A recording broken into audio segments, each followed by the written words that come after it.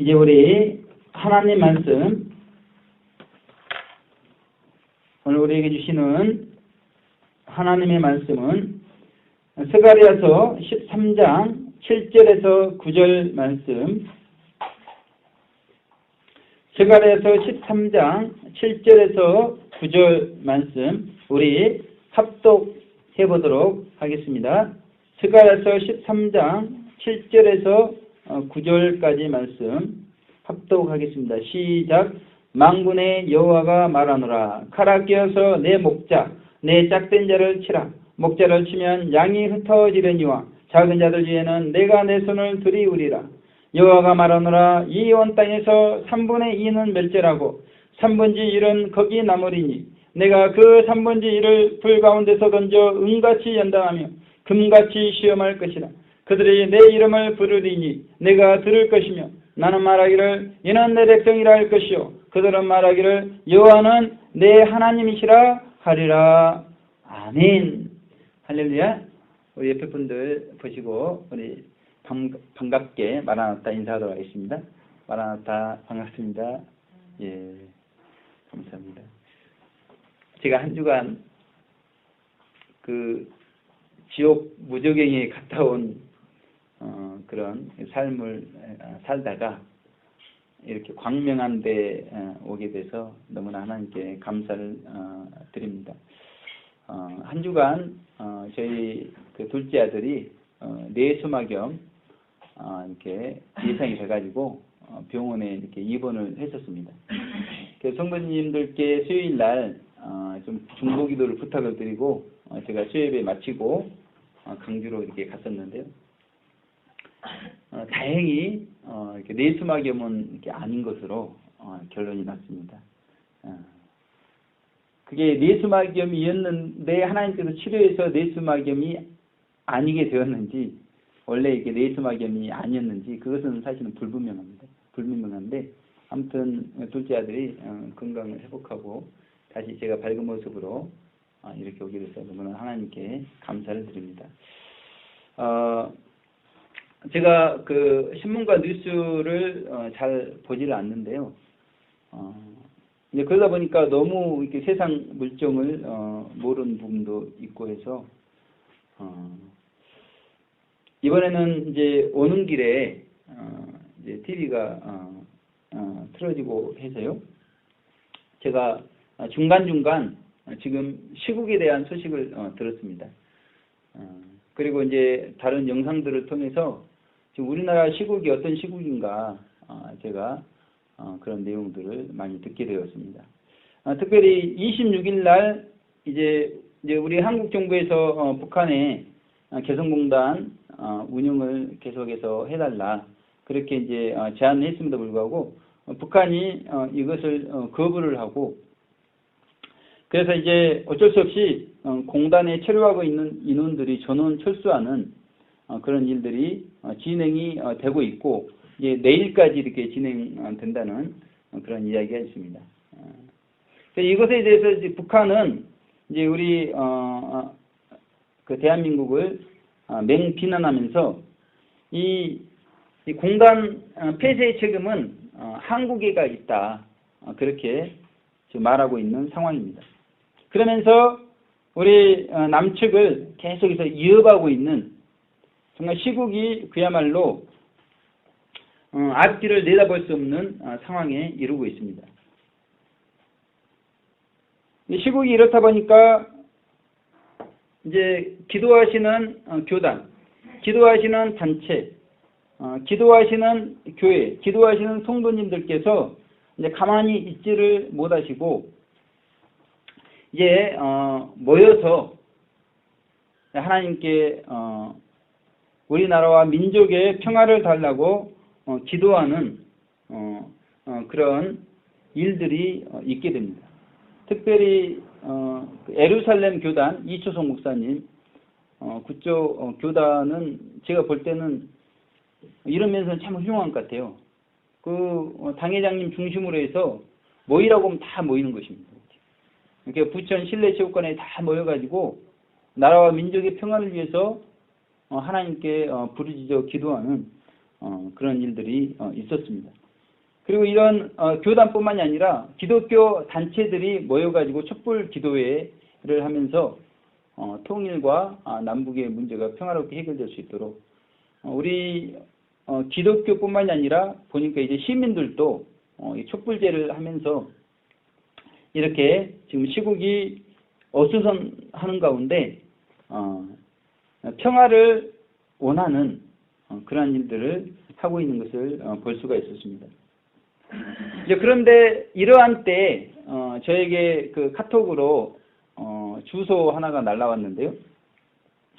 세계 예언가들이 한국에 대해서 장밋빛 예언들을 많이 했다는 것입니다. 이것이 2011년도에 어떤 게시물에 올라간 글들인데요. 수많은 세계적인 예언자들이 이제 통일이 될 것이고 통일이 되고 난 다음에 이제 한국은 그야말로 전 세계에서 영적인 것뿐만 아니라 경제적으로 강국이 될 것을 그렇게 예언을 하고 있는 내용을 게시글에 올렸습니다. 그런데 문제는 한국에 이러한 영적, 경제적 이제 부가 오기 전에 고비가 온다는 것입니다. 근데 그 고비를 잘 넘겨야 통일도 될 것이고 영적, 경제적 부도 오게 될 것이다. 그런 내용의 예언들이었습니다. 그런데 저희가 대한민국 건국 이래로 이렇게 60년 우리나라를 되돌아볼 때 수많은 역경이 있었습니다. 수많은 역경이 있었는데 성경에 손을 얹고 하나님께 기도하면서 세운 이 대한민국. 왜 하나님께서는 이 대한민국을 그동안 60년 동안 역경 가운데 그 고난의 파도들을 헤치면서 부강한 나라가 되도록 인도하셨고 그런 대한민국을 사실은 하나님께서는 계속해서 하나님의 손안에 두고 계시다는 것이죠. 우리나라는 역경 가운데 더 강해져 왔었고 최근 60년만 보더라도 역경 가운데 더 강해져 온 나라가 우리나라라는 것입니다. 그래서 우리 애국가 사제에도 보면요, 이 기상과 이 마음으로 충성을 다하여 괴로우나 즐거우나 나라 사랑하세 이렇게 되어 있습니다.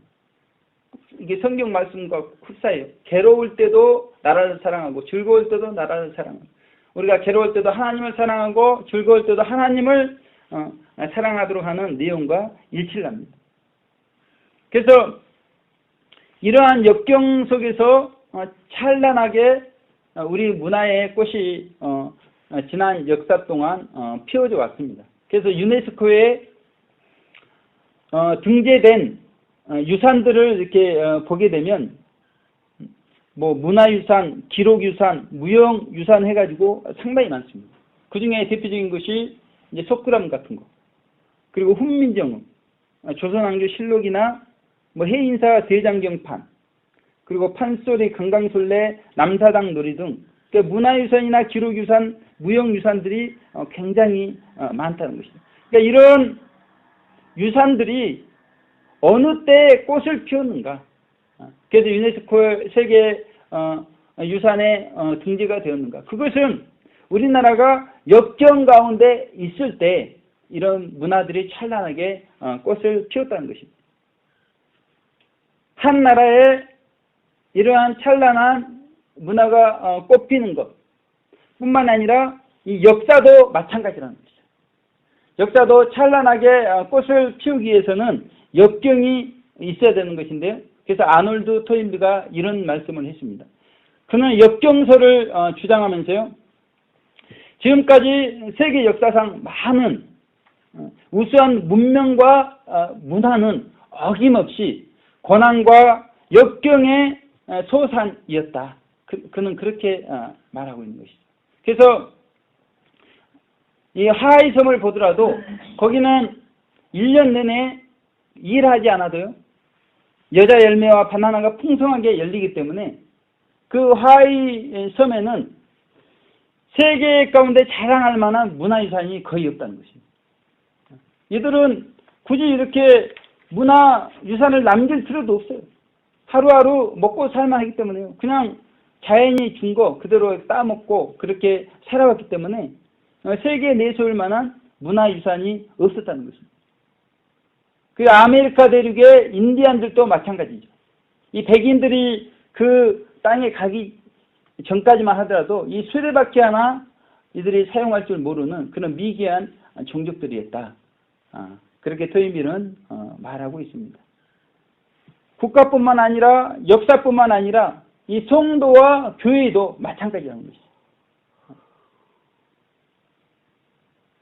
역경이 있어야 찬란하게 문화가 꽃을 피우게 되어 있다는 것입니다.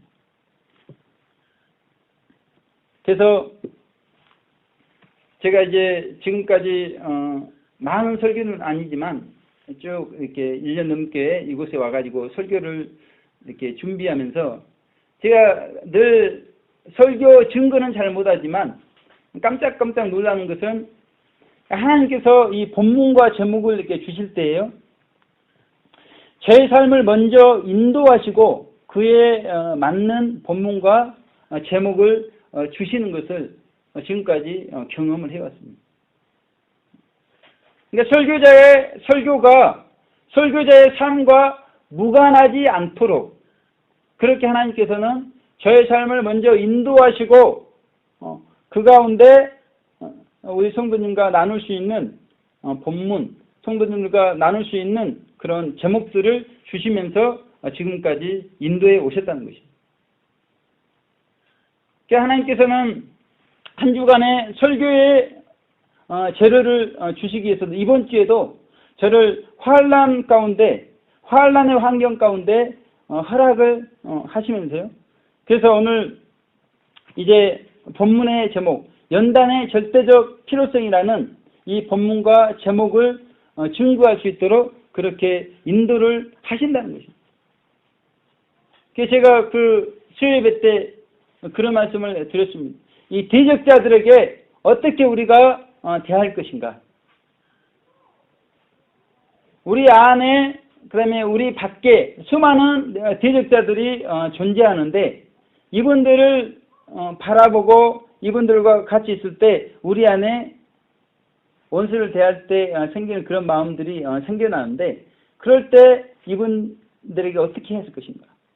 그래서 성령님께서 저에게 깨달음을 주셔가지고 그럴 때는 우리 포악해진 마음들을 인내하면서 하나님의 말씀으로 이렇게 대하도록 제가 부탁을 드렸습니다. 그런데 실제 이제 저에게 이제 그런 일이 부딪혔을 때 그것이 참 쉽지 않다. 그런 경험을 또 하게 하셨습니다. 그렇지만 그런 감동 그리고 또 실패했지만 그런 깨달음을 통해서 대적자를 대할 때는 비록 한두 번 넘어지는 그런 일이 있을지라도 끝까지 인내하면서 하나님의 말씀으로 대해야 된다. 그런 것을 하나님께서 가르쳐 주시는 것이죠. 그랬을 때 그런 경험이 우리 삶 가운데 있었을 때 하나님께서는 그런 경험을 통해서 우리를 축복의 통로로 그렇게 사용을 하신다는 것입니다. 이것은 누구나 그러한 길을 걸어가기 때문에 먼저 경험하고 먼저 깨달은 사람이 다른 사람들을 잘 이렇게 도울 수도 있고 다른 사람들 위해서도 기도를 할 수가 있다는 것입니다. 그래서 오늘 말씀 찬송도 구주와 함께 나 죽었으니 이 찬송을 부른 이유도 마찬가지입니다. 그 대적자 앞에서 정말 우리의 입에서 악한 것이 나오려고 자꾸 이렇게 하는데 그것을 꼭 이렇게 누르면서 하나님의 말씀으로 한다는 것이 굉장히 쉬운 문제가 아니고 결국 내가 십자가에 이미 죽은 그 예수님의 십자가 사랑이 실제 삶의 현장에서 경험적으로 나타나야 되는데 그게 너무나 쉽지 않다는 것입니다. 그런데 그런 어렵지만 그런 경험을 하게 되면 말씀으로 이길 수가 있구나. 말씀으로 승리할 수가 있구나. 비록 한두 번은 넘어질 수 있어요.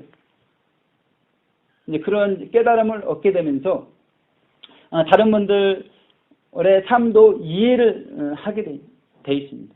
다른 사람들이 나를 온수로 이렇게 생각하면서 정말 악한 말을 하고 악한 표정을 하고 힘들게 할 때 왜 저분이 저렇게 하는가, 그것을 이해를 하면서 그 사람을 미워하지 않고, 그러나 그 사람을 통해서 그 죄는 미워하면서 사람은 용서하고 죄를 위해서는 우리가 기도를 하게 되어 있는 것을 경험적으로 깨닫게 되는 것입니다.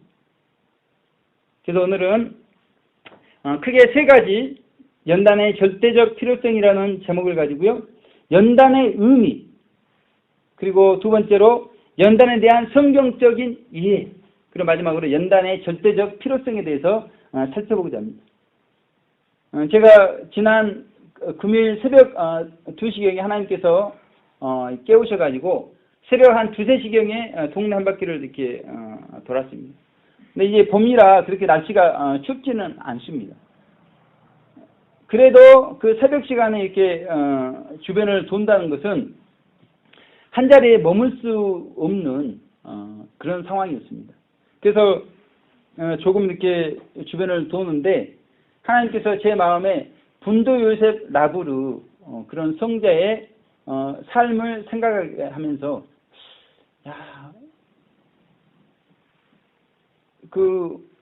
이런 새벽에 분도 요셉 라브르 성자는 도대체 어디에서 잤을까? 추웠을 텐데 어떻게 했을까? 그런 마음을 생각하게 하는 것입니다. 우리가 잘 알다시피 분도 요셉 라브르 성자는 많은 사역을 통해서 많은 사람들에게 영향을 미친 분은 아닙니다.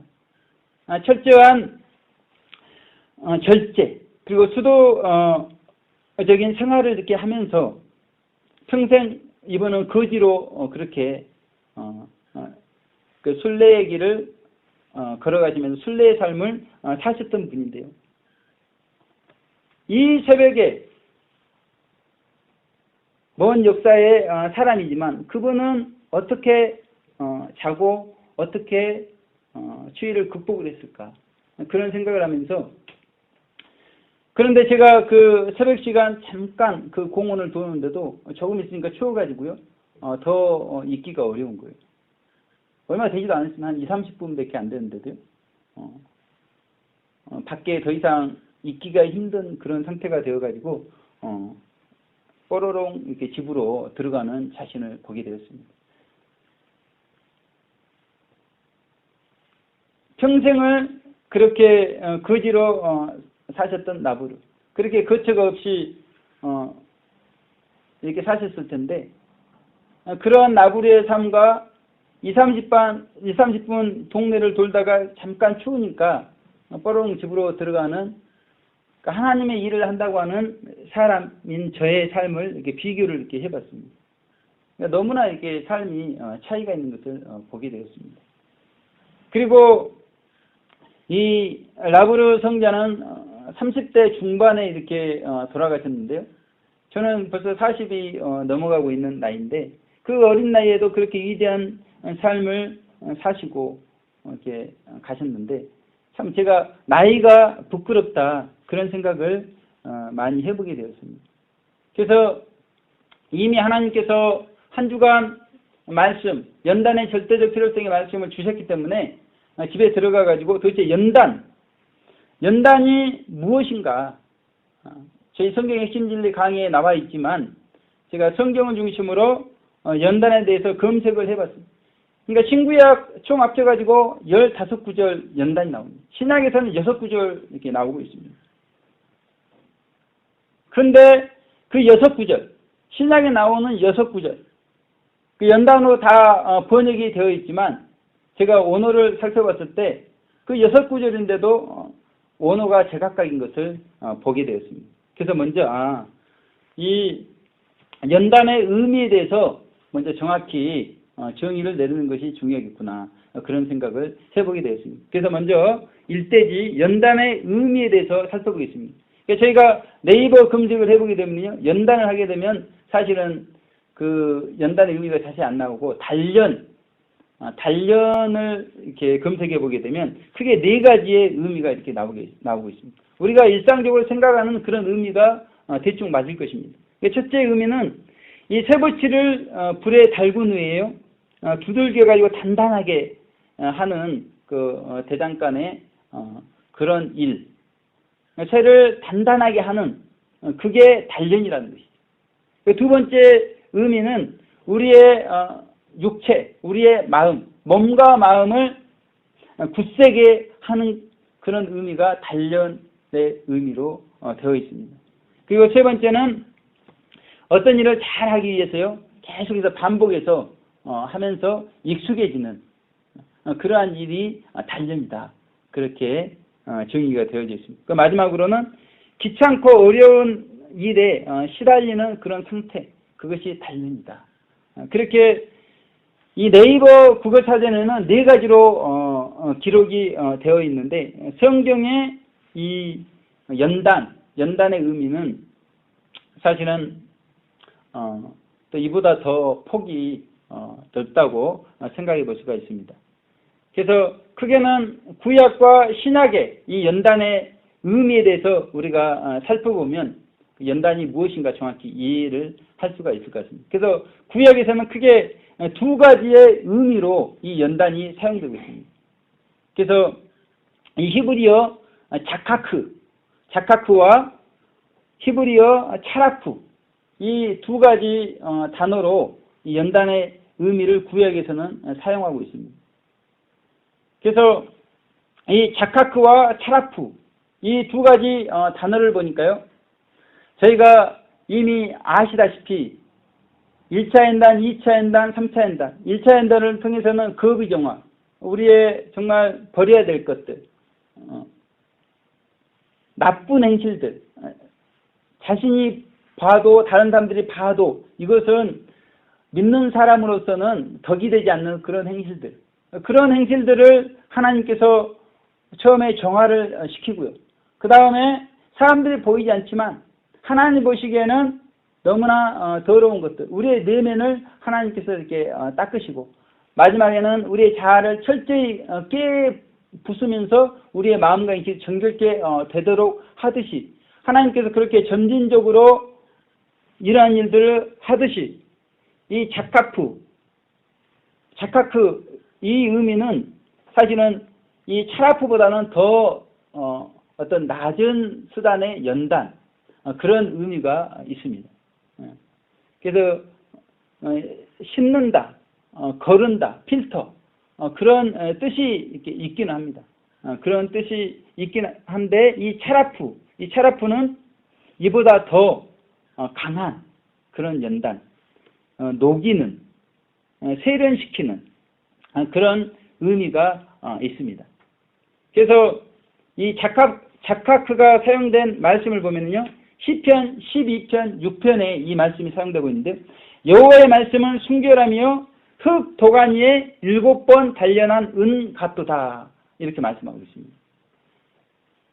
흙 도가니에 7번 단련한 은 같도다, 이러면서 이 자카크가 사용되었는데, 이 차라프가 사용된 성경 구절은요, 이사야서 48장 10절입니다.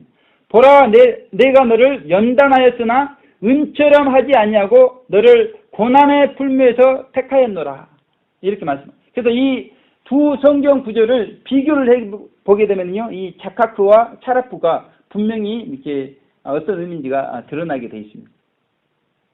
그래서 이 자카크는 흙도가니에서 7번 단련한 은같도다 표현하고 있는데요, 이 차라프는 이 고난의 풀무, 그래서 더 강도가 심해지는 것을 볼 수가 있습니다. 그래서 우리의 연단이라는 것이 강도가 약한 연단도 있고 강도가 강한 연단도 있는 것을 구약에서는 두 가지 단어로 해가지고 표현을 하고 있습니다. 그래서 어떤 분이 이제 믿음이 점점 성장해 나아가는데요, 그래서 다른 분 보기에 저분은 이미 영적으로 성장해가지고 내가 걸어가고 있는 그런 믿음의 성장 길을 다 걸었단 말이에요. 그런데 이분 보기에 성장한 분인데도 넘어지는 것을 보는 것입니다. 그런데 그게 잘못된 것이 아니라는 것이죠. 저도 제 자신을 생각해 볼 때 영적으로 하나님께서 성장시켜가고 있고 성장했다고 생각하는데 정말 너무나 어이없는 일에 넘어지는 자신을 보면서 왜 이럴까 이렇게 생각해 보는데, 그런데 그 수준에 하나님의 어떤 시험이나 미혹이 있다는 것이죠. 그런데 하나님께서는 그 시험이나 미혹을 낮은 영적 수준의 사람에게 그런 시험을 주지 않는다는 것입니다. 이미 그분은 그런 낮은 수준의 시험이나 미혹을 자카크를 다 통과하고 그 믿음의 수준에 맞게 지금 또 하나님께서 미혹하고 또 시험하기 때문에 그걸로 넘어진 것이지 낮은 수준의 연단 때문에 넘어진 것은 아니라는 거죠.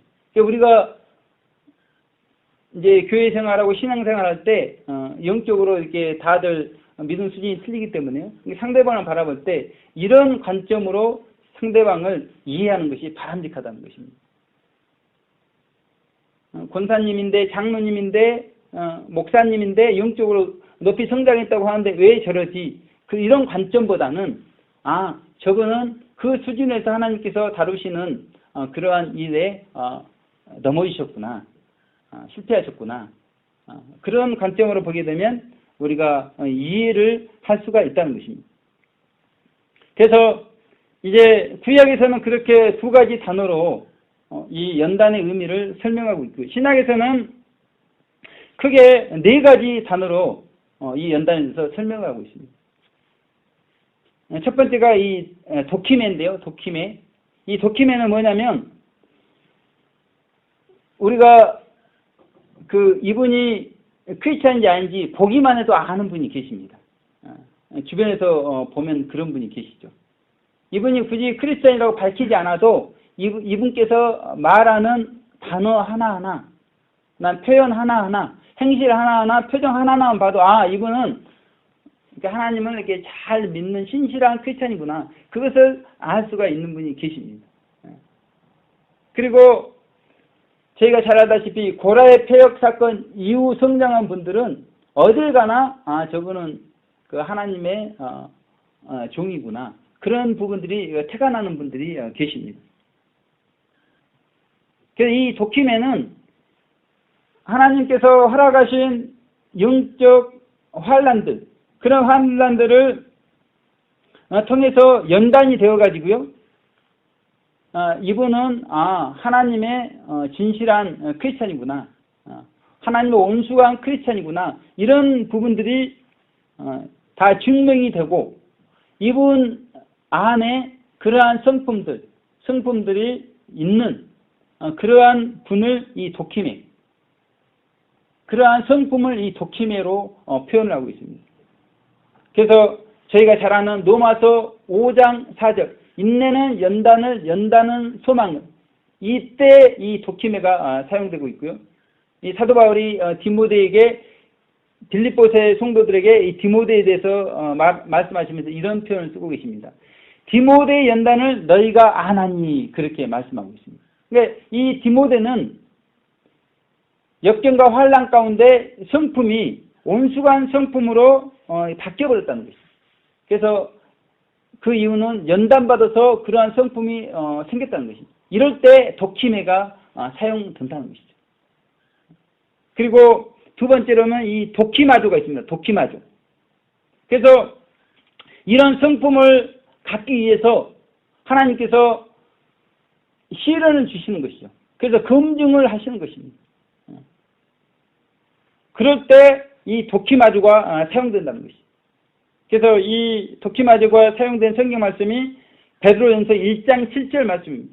너희 믿음의 시련이 불로 연단하여도 없어질 것보다 더 귀하여 예수 그리스도에 나타나실 때 칭찬과 영광과 존귀를 얻게 하려 함이라, 이렇게 말씀하고 있습니다. 그러니까 하나님께서 이 도키메, 그런 품성을 가진 사람을 얻기 위해서 이 도키마조, 이 믿음의 시련을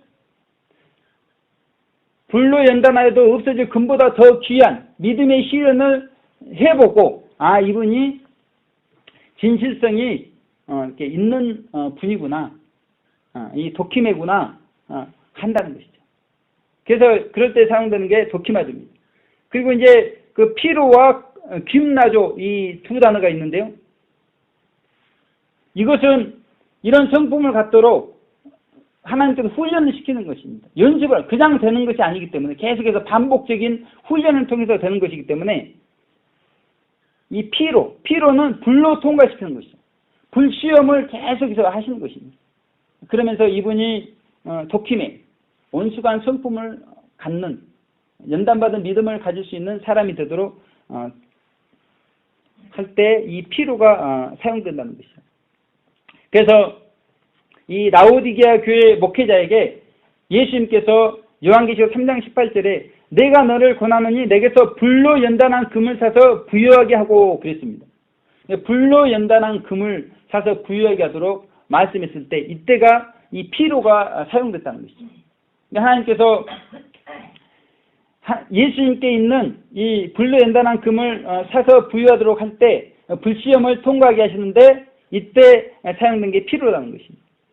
그리고 이제 이 김나조는 활기차게 운동하는, 운동선수는 또 반복해서 활기차게 운동해서 어떤 성과를 내듯이 경건의 훈련, 경건의 연습도 마찬가지라는 것이죠. 계속해서 반복해서 활기차게 운동을 이렇게 하게 되는데 그때 이제 김나조가 사용됩니다.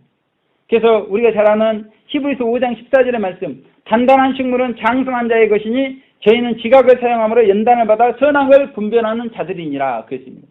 그래서 장성한 자가 되기 위해서는 계속해서 연단을 받아 나아가면서 선악을 분별하는 자가 돼야 장성한 자가 되어진다는 거예요. 활발하게 운동을 해야, 김나조를 해야 장성한 자가 되어진다는 것입니다. 그래서 이 김나조는 선하게 활동하는 그런 부분이 있고 또 악하게 활동하는 부분이 있습니다. 그래서 선한 자가 나오게 되는 것이고 악한 자가 나오게 되는 거예요. 선하게 자꾸 우리가 활기차게 운동을 하게 되면 장성한 자, 선한 자가 되는 것이고 악하게 자꾸 우리가 살게 되면 베드로후서 2장 14절의 말씀처럼 탐욕에 연단된 마음을 가진 자, 저주의 자식이 되어버린다고 성경은 말씀하고 계시는 것입니다. 그래서 구약의 두 단어, 그리고 신약의 네 단어를 통해서 연단의 의미가 어떤 것인지, 결국 하나님께서는 이 도키매, 정말 연단을 통해서 온수간 성품을 품은 이 도키매가 되도록 연단을 하신다는 것이죠. 그래서 구약에서는 자카크와 차라프를 통해서 씻고 거르는, 녹이고 세련하는 그런 연단을 통해서 이런 도키매를 하나님께서 만들어 내시는 것이고요. 신약에서는 이 도키마조, 피로, 김나조를 통해서 이러한 도키매를 만드는 것을 성경은 말씀하고 있는 것입니다. 그래서 이 연단의 의미만 보더라도 그냥 이 도키매, 온수관 성도가 되어지지 않는 것을, 장성한 자가 그냥 되어지지 않는 것을 우리가 알 수가 있는 것입니다.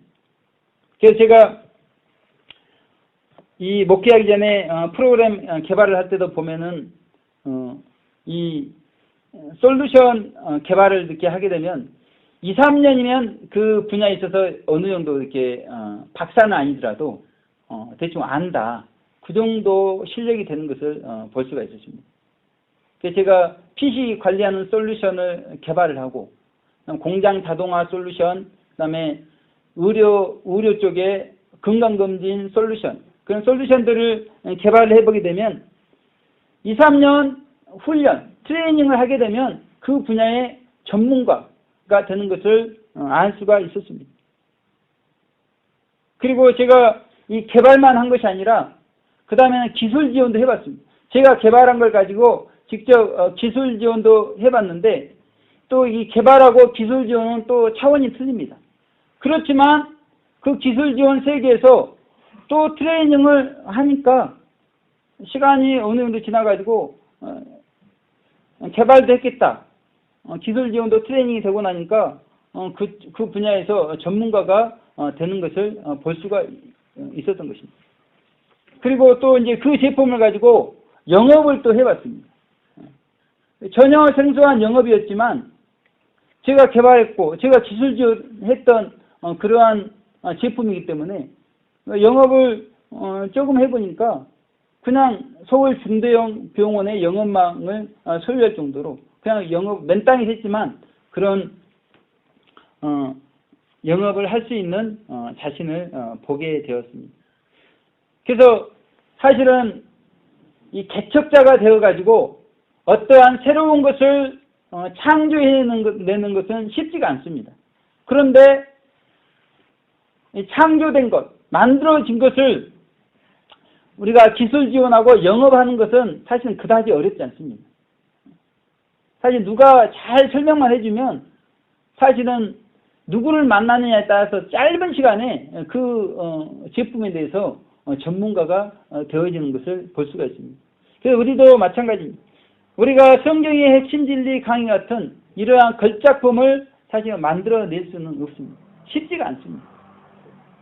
그런데 하나님께서는 저에게 이 성경의 핵심 진리 강의를 맡기신 것은 저희가 기술 지원을 하듯 영업을 하듯 이 진리의 말씀을 저희가 먼저 열심히 잘 익혀서 많은 분들을 말씀으로 잘 섬기고 그분들에게 이 성경의 핵심 진리 강의, 성경의 핵심이 무엇인가를 잘 전파할 수 있도록 그런 사명을 우리 가운데 주셨다는 거죠.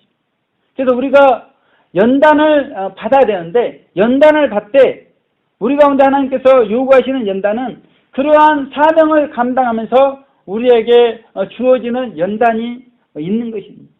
그래서 지금 성복교회 가운데도 하나님께서 그 한 분에게 진리의 말씀을 증거하기 위해서 정말 오랜 세월 동안 얼마나 손을 놓고 싶은 마음이 많이 있었을까. 제가 그것을 생각을 합니다. 얼마나 때로는 다 걷어치우고 포기하고 싶고 그런 마음이 많이 들었을 것이다. 사람이면 어느 정도 같이 있다 보면 그런 것을 충분히 알 수 있다고 봅니다. 그럼에도 불구하고 이것이 사명이기 때문에 끝까지 포기하지 않고 지금까지 붙잡고 있었던 것을 하나님께서는 기뻐하시고 그런 것들을 통해서 우리 안에 자꾸 인내가 형성이 되어지고 하나님 기뻐하시는 성품이 우리 가운데 하나하나씩 생겨나게 되어 있는 것입니다. 저도 이번에 강주 집에 갔을 때 생뚱맞게 저희 아버지께서 그런 말씀하세요. 너도 너 방에서 마이크 잡고 외치냐 그런 말씀을 갑자기 이렇게 하시는 것입니다. 어떤 분이 너 방에서 외치는 걸 보셨나 봐요. 근데 아버지는 지나가면서 그런 분들을 보면 저 미친 사람 그렇게 하신다는 본인이 다른 그 너 방에서 외치는 사람을 미친 사람이라고 했을 때 다른 사람들이 자식을 그렇게 미친 사람으로 하지 않겠는가. 그러면서 저에게 미친 짓 하지 마라. 이제 그런 의미에서 한 말씀을 하십니다. 제가 이 다 설명을 해드릴 수가 없어요. 왜 그것이 얼마나 중요하고 왜 해야 되고 그런 부분들 일일이 설명할 수 없고 단지 저희 아버지 앞에서 침묵하면서 인내하는 것이죠. 그러면서 연단을 받게 되어진다는 것입니다. 비단 저희 아버지뿐만이 아닙니다. 이 노방에서 천막을 치고 마이크를 잡고 외치다 보면 같은 믿음 안에서도 얼마나 많은 다양한 의견들이 나오는지 모릅니다. 근데 빛 가운데 또 다른 사람들의 의견들을 반영하면서 또 해야 되기 때문에 이게 굉장한 쉽지 않은 환경이라는 것이죠. 아예 전혀 모르는 사람이 이야기하게 되면 그냥 무시해버리면 되겠지만 아는 분들이 한마디 하게 되면 그게 굉장한 핵펀치로 이렇게 날아와가지고 어떻게 해야 되나 고민을 수없이 하게 된다는 것이죠.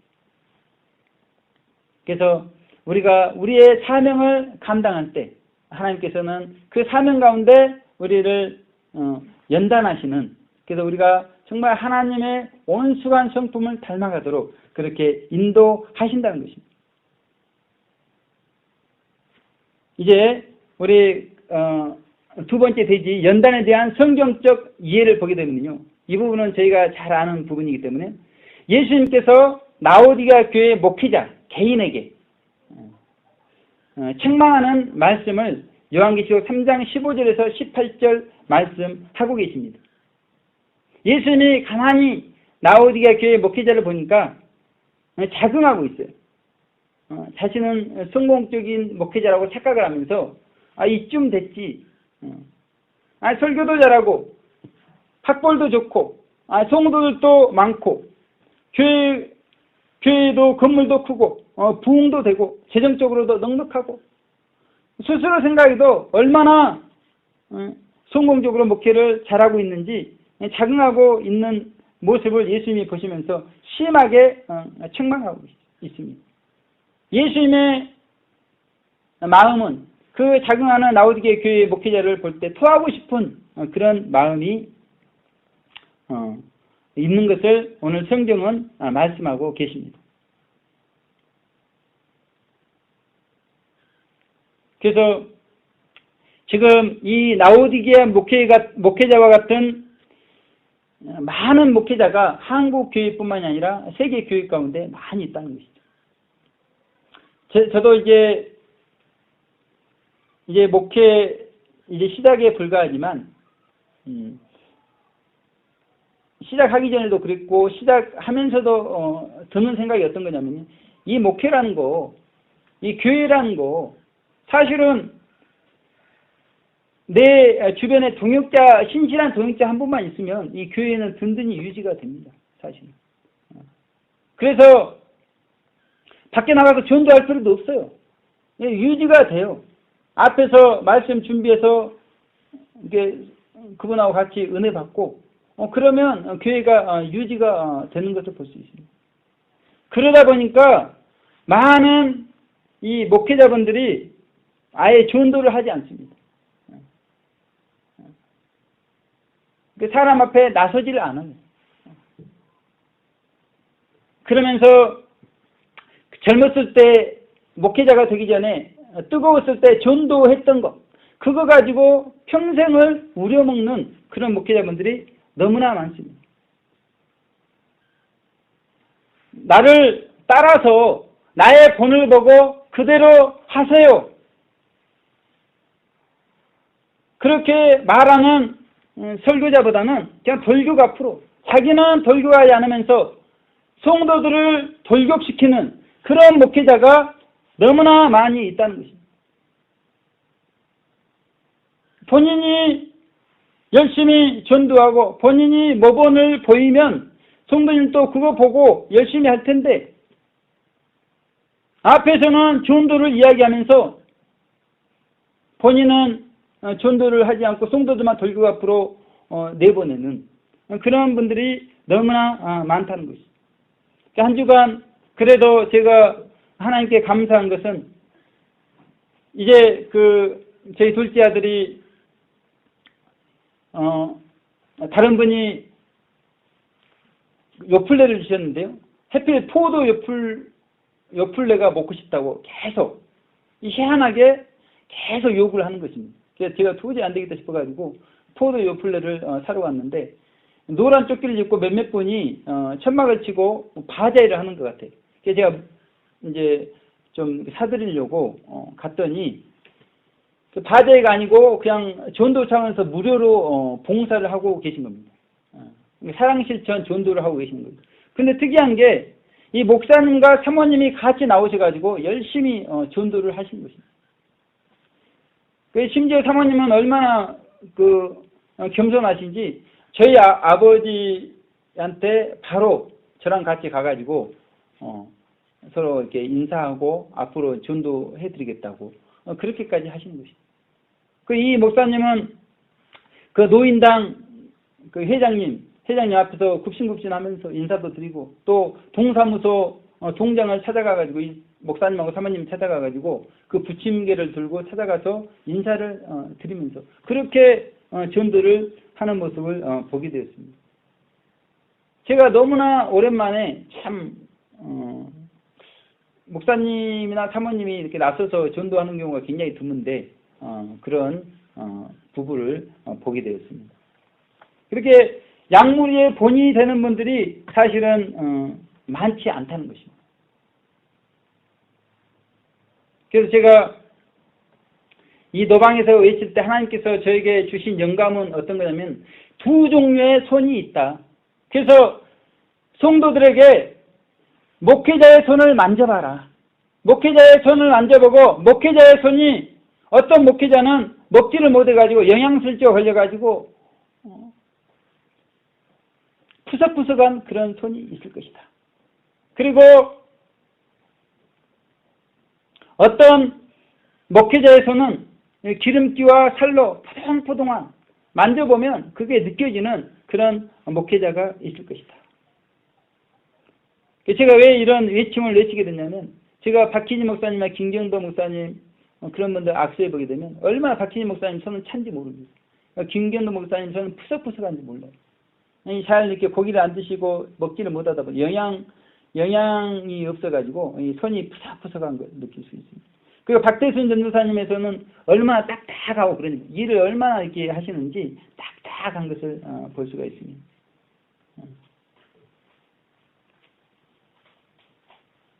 그러니까 이분들이 정말 그 하나님 뜻대로 살아보겠다고 하루 두 끼 하면서 또 일식 삼찬을 하면서 채식하고 금식하고 그런 이 마지막 때 하나님께서 우리에게 요구하는 삶은 이 정과 욕심은 십자가에 못 박는 삶을 우리 하나님께서 요구하고 계시기 때문에 그 하나님의 뜻에 합당하게 그렇게 그분들은 사시면서 그렇게 되었다는 것이죠.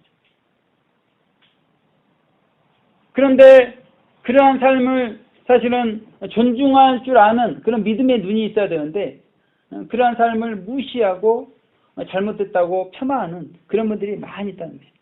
그래서 제가 어떤 분은 김경도 목사님, 박희진 목사님 새벽 기도의 시간에 늘 이렇게 조셔요. 저도 늘 같이 기도하면서 보는데 늘 조셔요. 근데 저는 이제 그분들 이해를 합니다. 그런데 그분들에 대해서 불평하는 분들이 많은 것을 볼 수가 있습니다. 아니 그렇게 좋을 바에는 가서 그냥 편하게 자지 왜 그렇게 목회자들이 본의 안 되게 앞에서 이렇게 꼬박꼬박 졸고 있고 그런가 그렇게 말하는 분들이 많이 계시는데요. 이분들은 그러한 무릎 꿇고 몇 시간, 두세 시간 기도하는 걸 안 해봐서 그래요.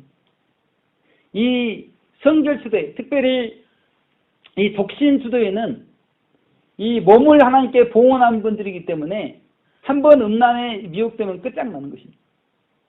이분들은 그것이 사실 중요합니다.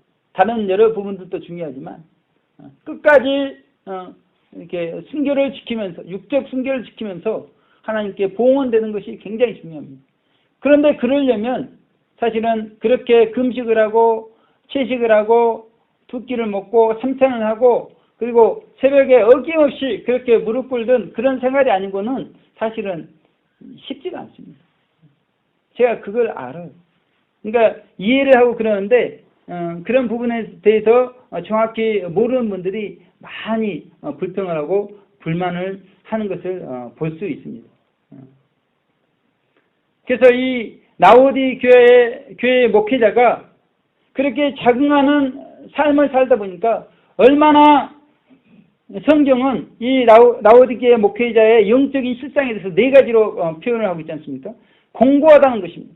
가련하고 가난하다는 것이죠. 눈이 멀었고 벌거벗었다는 것입니다. 그러니까 정말 겸손하게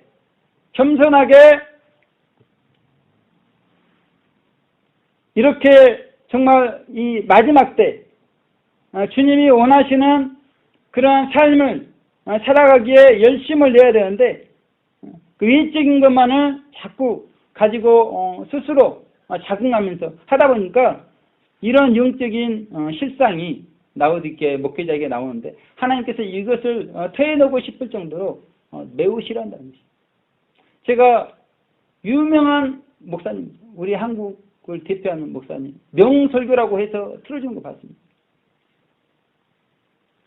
뻔지를 합니다.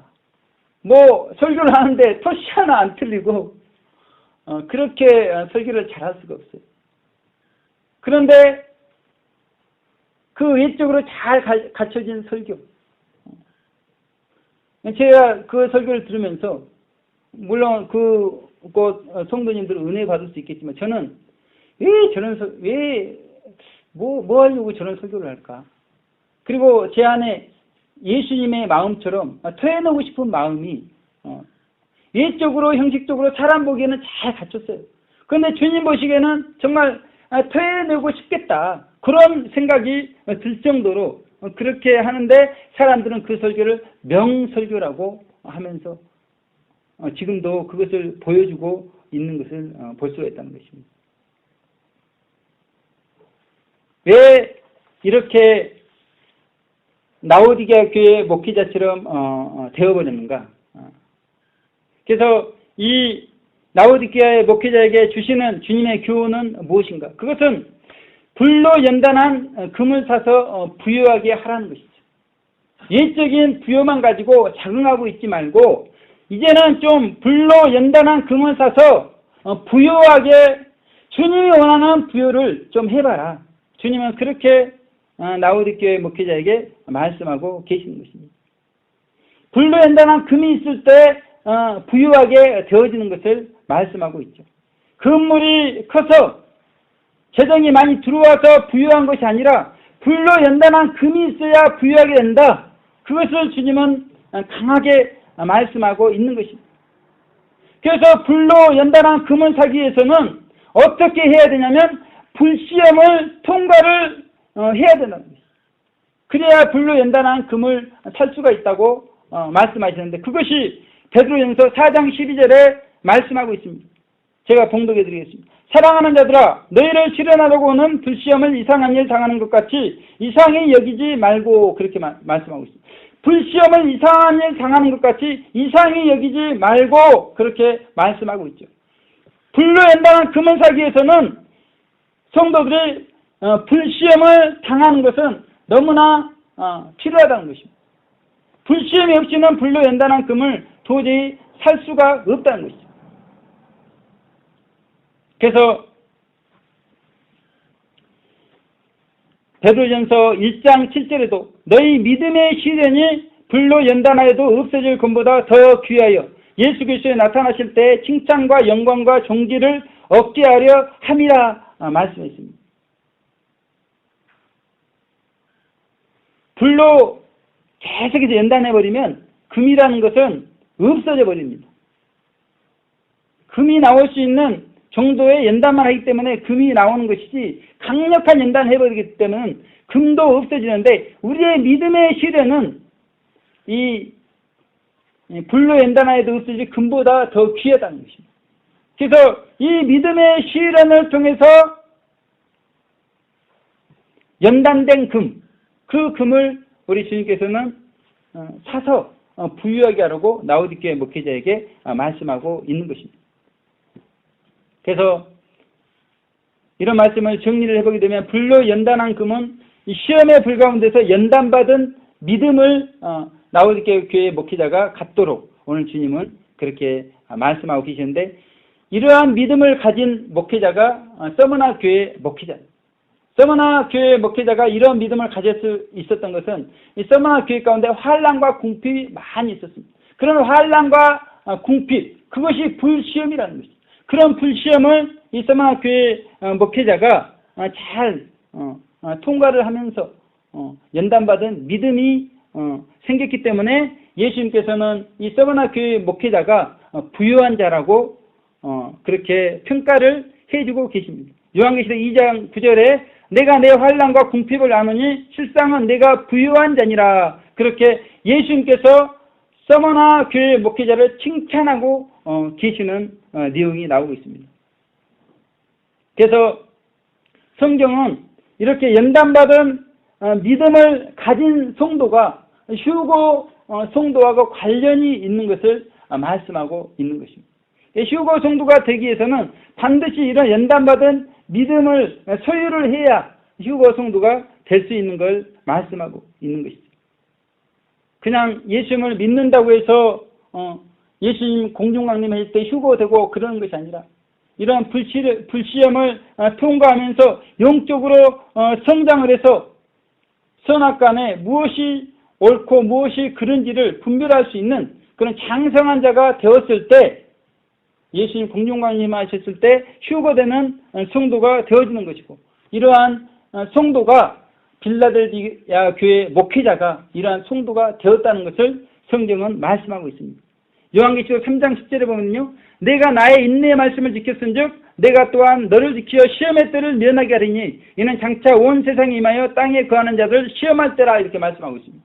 그러니까 빌라델비아 교회 목회자가 인내의 말씀을 다 지켰다. 그래서 휴거 성도가 되어지는 것을 말씀하고 있는 것입니다. 그래서 휴거 성도가 되기 위해서는 그냥 되어지는 것이 아니라 이 빌라델비아 교회 목회자처럼 출애굽 해서부터 계속해서 인내의 말씀을 지켜나가면서 하나님께서 정하신 모든 인내의 분량을 다 받아맞혀가지고 마침내 익은 열매가 되어서 휴거 성도의 자격을 갖추게 되었고, 빌라델비아 교회 목회자뿐만 아니라 사대교회 몇몇 성도들도 이러한 자격을 갖추고 휴거 성도가 되었다는 것입니다. 그런데 문제가 이제 오늘 마지막 연단의 절대적 필요성의 말씀, 이 교회 시대에 이긴 자만 연단이 필요한가, 그런 말씀을 드리는 것입니다. 그렇지 않다는 것이죠. 성경은 이 교회 시대에 이긴 자만 연단이 필요한 것이 아니라 모든 성도가 연단이 필요한, 연단은 절대적으로 필요한 것을 말씀하고 있는데, 그 말씀이 오늘 본문의 말씀에 기록이 되어 있습니다. 스가랴서 13장 8절 9절 제가 봉독해 드리겠습니다. 여호와가 말하노라, 이 온 땅에서 3분의 2는 멸절하고 3분의 1은 거기 남으리니 내가 그 3분의 1을 불 가운데서 던져 은같이 연단하며 금같이 시험할 것이라. 그들이 내 이름을 부르리니 내가 들을 것이며 나는 말하기를 이는 내 백성이라 할 것이요 그들은 말하기를 여호와는 내 하나님이시라 하리라. 그렇게 말씀하고 있습니다. 그리고 스가랴 13장 7절에는 만군의 여호와가 말하노라, 칼아 깨어서 내 목자 내 짝된 자를 치라. 목자를 치면 양이 흩어지느니와 작은 자들 위에는 내가 내 손을 들이우리라. 그렇게 말씀하고 있습니다. 스가랴 13장 7절에서 예수님의 십자가 사건이 있을 것을 말씀하고 있고요. 그 사건 후에 예수님의 복음이 온 세상에 전파되어 가지고 그 복음을 믿는 자들이 구원받을 것을 말씀하고 계시는 것입니다. 그런데 그 구원이 이스라엘만 구원받는 것이냐? 그것이 아니라 이 땅에 살고 있는 모든 사람, 아담 이후로 예수님의 재림 직전까지 태어난 모든 사람들이 이 예수님의 복음을 통해서 구원을 받을 수 있는 것을 말씀하고 있고, 그 중에서 3분의 2는 영원한 지옥 가도록 예정이 되어 있는 것을 말씀하고 있습니다. 그리고 3분의 1은 영원한 천국을 가게 되는데, 그냥 예수님을 믿음으로 천국 가는 것이 아니라 영적 광야를 거쳐야 은같이 연단하고 금같이 시험하는 그런 시험을 거쳐서 마음과 인질이 정결케 되어야 영원한 천국에 들어가고, 그래서 여호와를 하나님이라, 하나님은 그들을 내 백성이라 부르신다고 말씀하고 계시는 것입니다. 그래서 하나님께서 자꾸 우리 주변에 원수를 붙이신다. 우리가 연단받을 수 있는 환경, 죄를 범할 수밖에 없는 그런 기회가 주어져야, 불시험이 우리 가운데 주어져야 우리가 그 가운데서 인내하면서 죄를 범하지 않는 그러한 삶을 살고자 애쓰는 가운데 우리가 마음과 인질이 정결케 되어져 가지고 천국, 우리 하나님을 아버지라 부를 수 있는 천국에 들어갈 수 있는 것을 성경은 말씀하고 계시는 것이죠. 그래서 하나님께서는 우리 주변에 원수 같은 분들, 정말 혈육, 나의 정말 사랑하는 혈육들이 원수같이 되어지는 것을 그들이 원수처럼 나에게 다가오도록 때로는 그렇게 시험을 하신다는 것입니다. 한 주간 제가 지옥 갔다 왔다고 표현하는 이유가 저의 아내가, 저의 큰아들이, 둘째 아들이, 저의 어머니가, 아버지가 모두 온수처럼 저를 대하는 그런 환경 가운데 하나님께서 집어넣으셔가지고 거기서 믿음으로, 말씀으로 승리할 수 있는 그런 훈련을 받게 하신 것입니다.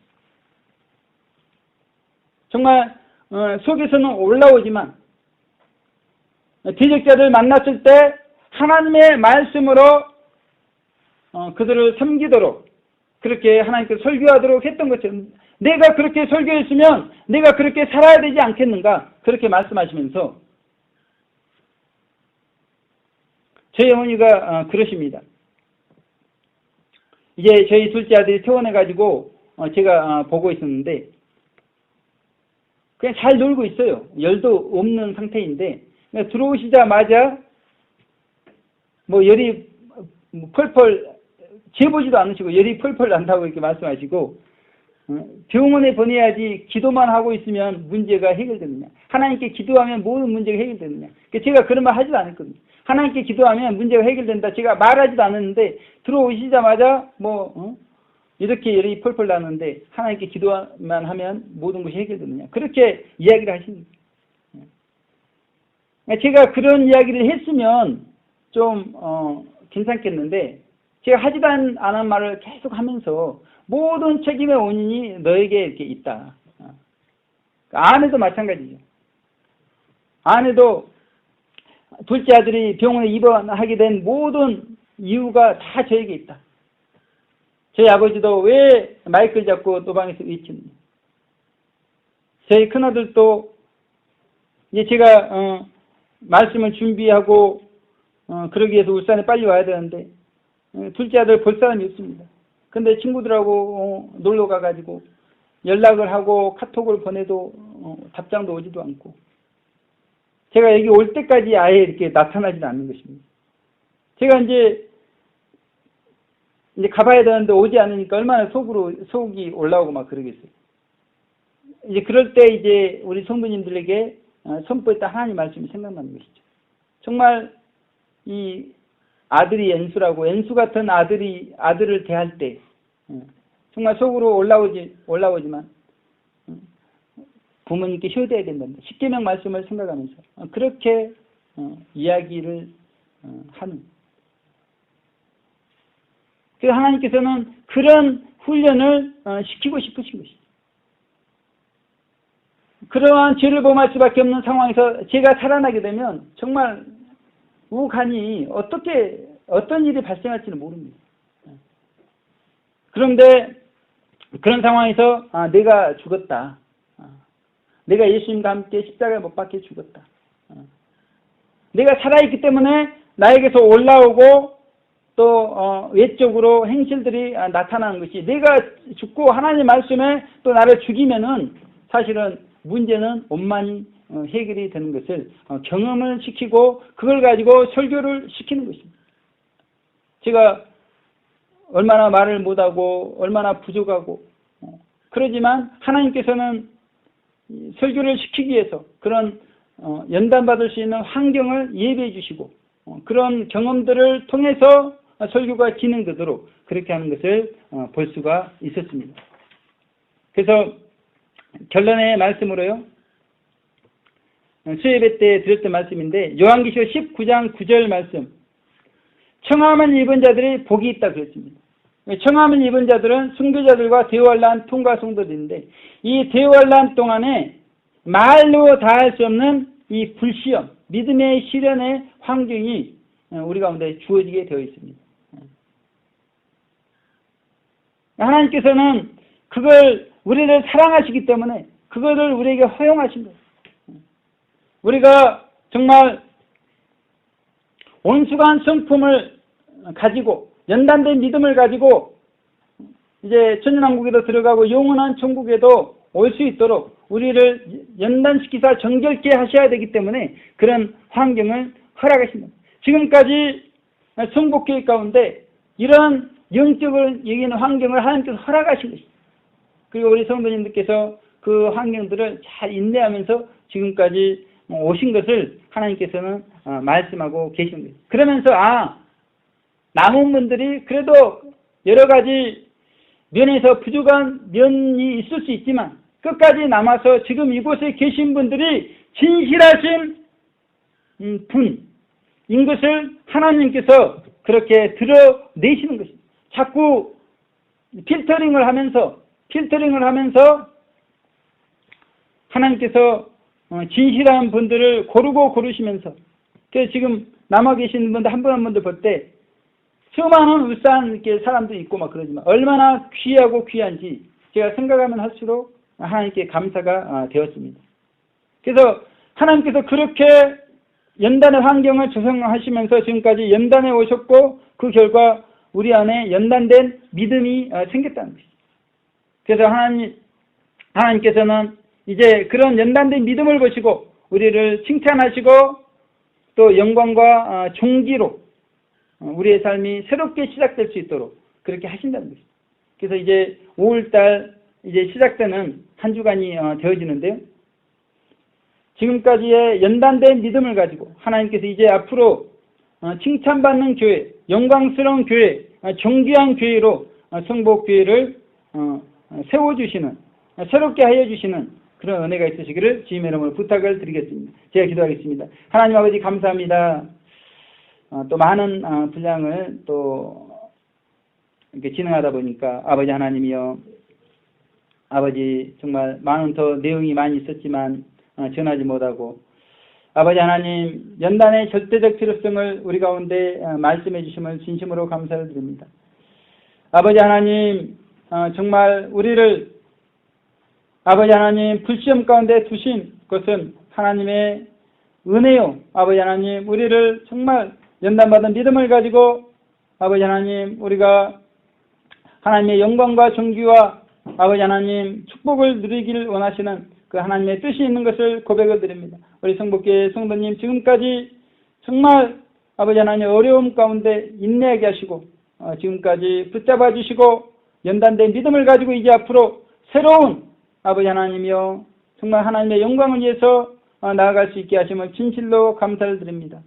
오늘 아버지 하나님 정말 성복교회를 축복하여 주시고 아버지 이제 성복교회가 우리 하나님의 은혜 가운데 든든히 세워져 가길 간절히 원하오니 함께하여 주시옵소서. 감사드렸고 예수님의 이름으로 기도 올려드립니다.